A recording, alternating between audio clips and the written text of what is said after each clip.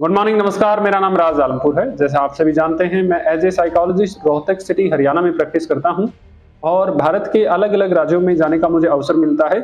इसी दौरान राजस्थान की एक घटना मैं आपके साथ जरूर शेयर करना चाहूंगा।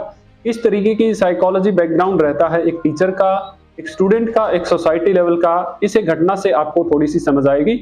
ये घटना है राजस्थान की जलोर जिले के अंदर। एक स्टूडेंट जो है शायद 8 या 9 साल का वो रहा होगा और ऐसा सूत्रों से पता लग रहा है कि एक टीचर ने सिर्फ इसलिए उसके कान के नीचे इतना तेजी से मार दिया कि वो उसकी मटकी से पानी पी रहा था।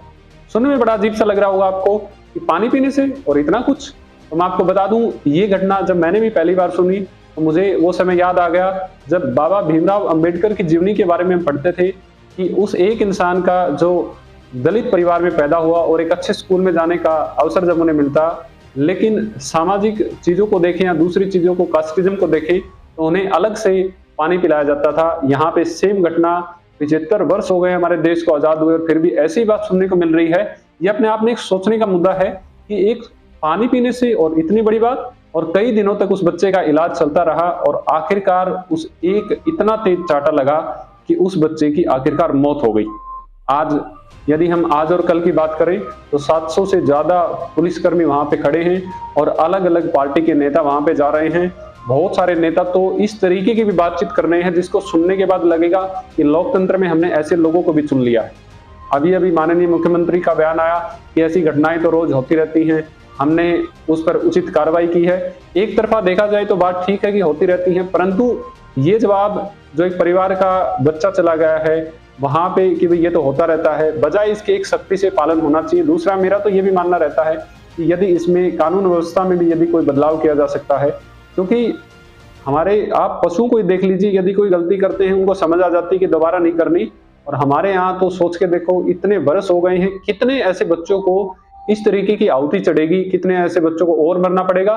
तो यहाँ पे एक विशेष रूप की साइकोलॉजी आती है कि भी पॉलिटिक्स के अंदर भी यहाँ पे बच्चा यहाँ पे दुनिया से जा चुका है और फिर भी उसके ऊपर राजनीति की जा रही है और इतना नॉर्मली बोल दिया गया है कि भाई 5 लाख रुपए दे देंगे। सोचने की बात यह है कि 5 लाख रुपए में बच्चे नहीं आते हैं। सोचने की बात है कि कब तक एक इस प्रकार का परिवार, या यूं कहें कि दलित परिवार, इस तरीके से सुपीरियर और डेमोक्रेसी होने के बाद भी मतलब अपनी बात को नहीं रख पा रहा है।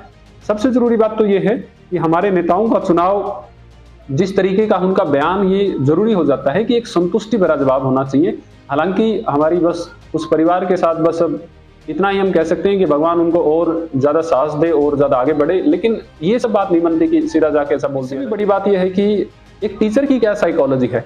हो सकता है एक दलित परिवार के लोग हैं या फिर उनको एजुकेशन अच्छी नहीं मिली होगी, लेकिन सोचने का विषय तो यह है कि एक टीचर है और टीचर तो अपने आप में पढ़ा लिखा है, और मारना और इस तरीके से मारना कि मौत हो जाना, देखो इसमें बिल्कुल अंतर है। इस बात को आपको मानना पड़ेगा कि टीचर जो है वो किस कास्ट का है या कहां का है वो तो एक बाद की बात है, लेकिन इससे पहले टीचर के लिए सभी कास्टिज्म से उठ के उसको सिखाया जाता है। उसको बाकायदा सीटेट, टचटेट और पता नहीं कितने पेपर होते हैं जिसमें साइकोलॉजी को पढ़ाया जाता है और बताया जाता है दिस इज योर क्लाइंट और दिस इज योर स्टूडेंट और दिस इज वट एवर। क्योंकि जो कुछ भी है, इस बच्चे ने यदि कुछ सीख लिया तो समझो आपकी वाह वाह है। और इसके लिए 50% साइकोलॉजी के पेपर में भी ये सब चीजें आती हैं कि भाई कैसे बच्चों को पढ़ाना है, कैसे व्यवहार रखना है, कैसे इंटरेक्शन रखना है। तो मेरे ख्याल से उस टीचर की साइकोलॉजी के ऊपर भी हमें सोचना चाहिए कि इतना पढ़ा लिखा होने के बावजूद भी इस तरीके की हरकत करना कि बच्चा अपनी जान गंवा बैठे। बात करें कि वहां पे मैं देख रहा हूं कि दलित पार्टी के लोग मान लीजिए या फिर उस पर राजनीति करने वाले लोग मान लीजिए, लेकिन ये बात सिर्फ उस बच्चे की और टीचर की नहीं है। ये बात अब उठ रही है कि दलित परिवार और स्वर्ण परिवार, मेरा तो ऐसा मानना है कि यदि उसने गलत किया है तो इसकी एक जांच होनी चाहिए।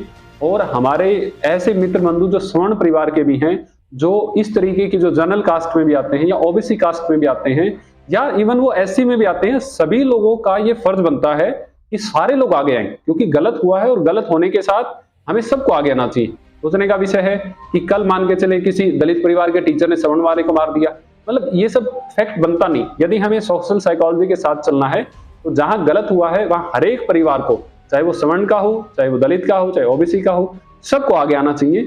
तभी जाके थोड़ी बात बनेगी और कहीं ना कहीं हमें भी अच्छा लगेगा कि एक दलित परिवार के लोग वहां पे जूझ रहे हैं, लाठीचार्ज हो रहा है, लड़ाई कर लें, वहां पे कुछ ऐसे साथी जो स्वर्ण परिवार से हैं, ओबीसी से हैं, वो भी वहां पे खड़े हों और वहां खड़े होकर बोले कि बिल्कुल यदि गलत हुआ है तो हम आपके साथ हैं, इस टीचर को सजा होनी चाहिए। हालांकि राजनीति क्षेत्र में देखा जाए तो ऑलरेडी पहले से ही इनके ऊपर एफआईआर लॉन्च हो चुकी है, बहुत सारे काम हो रहे हैं, लेकिन फिर भी आखिरकार कितने ऐसे बच्चों को जान देनी पड़ेगी जिसके बाद ये सब चीजें हमें समझ में आएंगी।